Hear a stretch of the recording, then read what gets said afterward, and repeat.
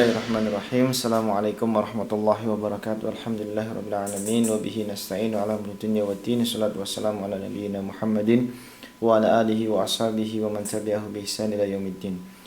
Asyhadu an la ilaha illallah wahdahu la syarika lah wa asyhadu anna sayyidina Muhammadan abduhu wa rasuluhu la nabiyya wa la rasulahu ba'dah. Alhamdulillahirabbil alamin. Pada kesempatan kali ini kita akan mengkaji permasalahan wali fin nikah wa haqqul awliya'i bitazwij, yaitu tentang masalah wali di dalam pernikahan dan yang paling berhak di dalam perwalian untuk menikahkan. Ya, dalam artian Islam memberikan kedudukan yang baik tentang keluarga. Islam mengatur sedemikian rupa termasuk di dalam memuliakan keluarga. Bagaimana di dalam keluarga itu terdapat unsur yang disebut dengan asal dan fara'. Yang disebut asal di sini adalah unsur inti dari keluarga. Yang fara' ini adalah keturunan atau disebut dengan anak cucu atau dzurriyyah jika keturunannya sudah banyak, atau nasl jika keturunannya baru sedikit. Nah, di sini disebutkan auliya aulal auliya'i wa haqquhum bitazwij, yaitu yang paling utama di dalam perwalian, wa haqquhum bitazwij, dan yang paling berhak di antara mereka untuk menikahkan. Ini Islam memberikan urutan. Yang paling utama di sini adalah yang disebut dengan asal, yaitu asasiyah keluarga, yang paling inti dari keluarga. Siapa itu? Yang pertama adalah al-ab. Jadi bapak, ya, bapak atau ayah di sini memiliki kedudukan yang paling tinggi dalam kasta pernikahan. Kenapa demikian? Karena bapak inilah yang nantinya akan menjadi pemimpin, menjadi qudwah, menjadi tauladan, menjadi penanggung jawab, menjadi pengayom dan seterusnya bagi keluarga ini, termasuk di dalam status menikahkan putrinya sendiri, dalam status menikahkan anaknya. Sehingga bapak ini menjadi unsur penting di dalam proses pernikahan. Termasuk juga ketika bapak ini ingin mewakilkan, ingin mengamanahkan untuk menikahkan putrinya kepada orang lain, itu juga bersumber dari bapak, bersumber dari ayah. Artinya dalam masalah ini berarti bapak memiliki unsur sangat penting untuk menyerahkan putrinya, menyerahkan anaknya kepada calon suaminya. Dan berarti dalam kasus ini berarti dalam mensahkan keabsahan pernikahan ada di tangan bapak. Itu yang pertama. Kemudian yang kedua adalah thummal jad, ya, abul ab. Jad berarti di sini di atasnya bapak, yang ada di atas. Dalam artian kakek, ya, meskipun kakek ini menganggap bahwa yang akan dinikahkan adalah cucunya, akan tetapi kakek memiliki posisi yang penting juga di dalam kasta keluarga, karena kakek, ya, termasuk daripada orang tua dari bapak, sehingga memiliki kasta yang kedua di dalam proses pernikahan. Wa in ala, dan juga terus ke atas, berarti di sana ada abul jad, ada abul jad dan seterusnya, yaitu ada buyut dan seterusnya sampai ke atas jika masih ada. Berikutnya thummal akh asy-syaqiq. Ya, kita kemudian melebar ke samping, ya. Di sini berarti ditunjukkan bahwa kasta berikutnya atau urutan berikutnya di dalam menikahkan adalah thummal akh asy-syaqiq. Al-akh asy-syaqiq adalah saudara kandung, ya, saudara kandung yang sebapak dan seibu. Begitu, ya. Asy-syaqiq artinya berarti memiliki nasab yang sama, memiliki bapak yang sama, juga memiliki ibu yang sama. Kemudian thummal akh li'ab, thumma al-akh li'ab. Kemudian saudara, ya, saudara laki-laki yang sebapak, ya. Tadi yang pertama adalah saudara laki-laki yang sebapak dan seibu, kemudian sekarang yang sebapak saja. Berarti beda ibu. Ya. Jadi yang dimaksud berbeda ibu di sini tidak semata-mata hanya masalah perbedaan di dalam artian menikah lagi, akan tapi bisa juga berbeda ibu di sini disebabkan karena meninggal dunia. Artinya ibu yang pertama meninggal dunia, kemudian bapak menikah lagi, maka disinilah proses kemudian anak yang dilahirkan dari pernikahan yang kedua ini, inilah yang disebut dengan al-akh li'ab. Nah, di sini memiliki kasta yang kedua di bawah daripada al-akh asy-syaqiq yang sebapak dan seibu. Kemudian kita mencoba, ya, lebih luas lagi. Thumma ibnul akh asy-syaqiq. Masya Allah, ini lebih luas lagi, yaitu anak laki-laki dari, ya, saudara sebapak dan seibu. Anak laki-laki, ya, saudara kandung, ya, anak laki-laki dari saudara kandung kita. Nah, kemudian thumma ibnul akh li'ab. Ya, anak laki-laki daripada saudara sebapak kita. Anak laki-laki saudara sebapak. Ya, di sini memiliki kasta di bawahnya. Wa insafal. Wa insafal di sini berarti ada keturunan, ada cucu, dzurriyyah dan seterusnya, itu diperbolehkan. Tsummal am asyaqiq. Al-am asyaqiq. Al-am berarti kita meluas lagi ini ya, lebih luas lagi. Al-am asyaqiq. Al-am berarti artinya paman. Ya, paman asyaqiq berarti paman yang memiliki nasab yang sama, berarti saudaranya bapak, ya, saudaranya bapak kita. Baik saudara di sini artinya kakak maupun adiknya dari bapak kita. Berarti al-am syaqiq ini berarti saudara kandung. Saudara kandung dari bapak kita. Baik itu kakaknya maupun adiknya.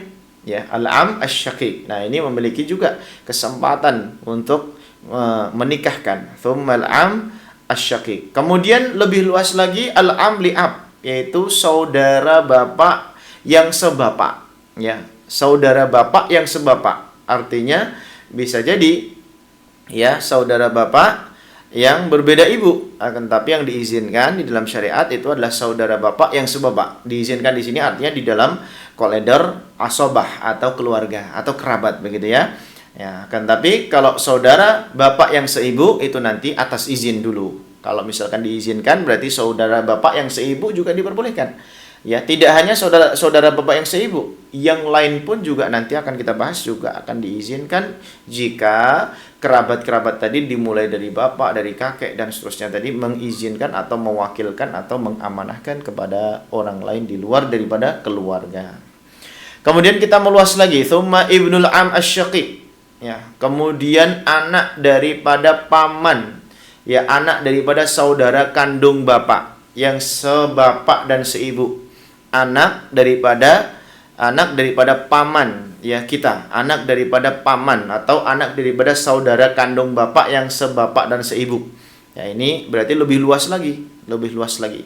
Tsumma ibnul am li'ab. Kemudian anak daripada paman kita yang, atau disebut juga dengan anak daripada paman, anak daripada saudara bapak yang sebapak, ya, berbeda ibu. Ya, begitu. Jadi anaknya, ya. Wa insafal. Wa insafal di sini artinya bisa jadi anaknya atau bisa jadi keturunan dan seterusnya, atau disebut dengan bahasa dzurriyyah, ya. Bahasa dzurriyyah berarti anak keturunan ke bawah. Kemudian tsummal amul ab. Amul ab di sini berarti siapa? Amul ab berarti ke atas lagi, lebih luas lagi. Berarti amul ab di sini adalah saudaranya kakek, ya. Amul ab pamannya bapak. Pamannya bapak berarti saudaranya kakek, ya. Saudaranya kakek, baik itu kakaknya kakek atau adiknya kakek, ya. Yang disebut dengan amul ab. Wa ibnuhu, ya, ibnu amil ab, ya. Jadi ibnul amil, ya, amil ab itu adalah anak daripada, ya, pamannya bapak atau anak daripada saudaranya kakek, ya. Di sini itu juga diperbolehkan wa insafal, yaitu dan keturunannya atau dzurriyyahnya. Kemudian lebih luas lagi tsummal amul jad.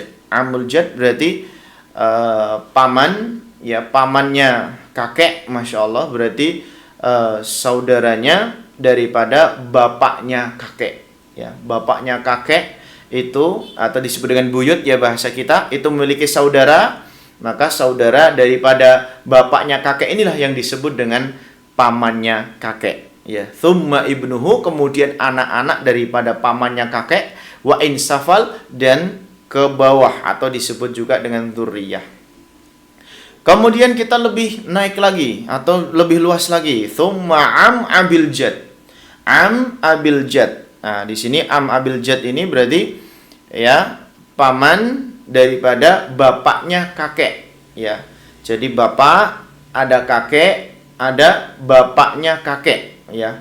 Tsumma am abil jad berarti pamannya bapaknya kakek, masya Allah. Paman daripada bapaknya kakek. Nah, di sini kalau misalkan bapaknya kakek saja ini belum tentu ada. Nah, di sini adalah paman daripada bapaknya kakek. Ya, berarti kan di sini lebih atas lagi. Berarti ada bapaknya kakek yang mereka memiliki saudara baik kakak maupun adiknya. Masya Allah. Tsumma ibnuhu, kemudian anak keturunannya maupun dzurriyyahnya, wa insafal, dan seterusnya. Wa hakadha ala hadha tertib, dan demikianlah Islam memberikan kepada kita kehormatan di dalam masalah keluarga ini, sehingga tidak terlewatkan sama sekali di dalam memberikan opsi kasta, kedudukan, kehormatan untuk menghormati yang lebih mulia, dan seterusnya dan seterusnya.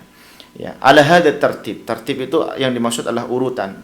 Fi sairil ahsabat, dari semua kerabat yang telah kami sebutkan tadi, wa yuqaddamu syaqiq minhum, dan mendahulukan daripada yang memiliki nasab kandung, yaitu sebapak dan seibu, alaman kana li'ab, daripada yang sebapak saja berbeda ibu. Sehingga dalam masalah ini ibu memiliki posisi yang penting di dalam keluarga kita, sehingga lebih didahulukan daripada yang tidak seibu.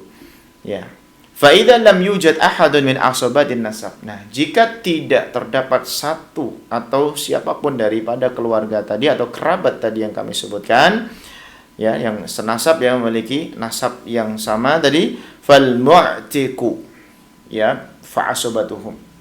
Ya, mu'tiq di sini artinya jika dalam kasus perbudakan, misalkan seorang perempuan yang akan menikah ini, ya, dulunya pernah menjadi seorang budak, ya, kemudian maka yang diberikan kesempatan untuk menikahkan adalah tuannya yang dulu pernah memerdekakan perempuan ini, yang disebut dengan mu'tiq.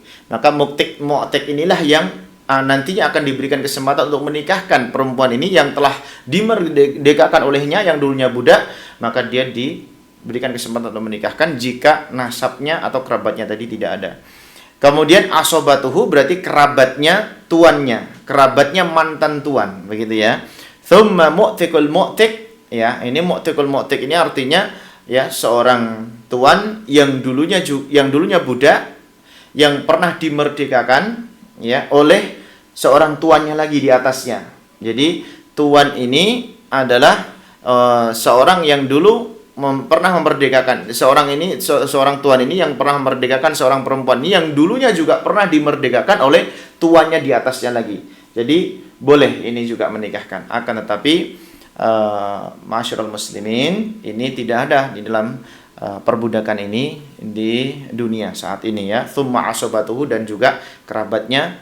Jika tidak ada semuanya, tsummal hakim, maka dikembalikan kepada hakim atau dikembalikan kepada urusan agama, kantor urusan agama, atau dikembalikan kepada negara, atau dikembalikan kepada yang memiliki kompetensi di dalam masalah pernikahan, au naibuhu, atau wakilnya. Dalam hal ini, alhamdulillahilladzi bi ni'matihi tatimmus shalihat. Islam memiliki kader-kader baik, para ulama, memiliki kader yang baik, para kiai, para asatidzah, ya, yang di dalamnya memiliki kompetensi yang tentunya dengan izin Allah, dengan keilmuan yang Allah rahmati, yang Allah berikan, yang Allah kucurkan kepada beliau bisa memberikan kontribusi di dalam menikahkan seorang perempuan tadi. Demikian yang bisa kami sampaikan. Wa aqulu qouli hadza astaghfirullah. Assalamualaikum warahmatullahi wabarakatuh.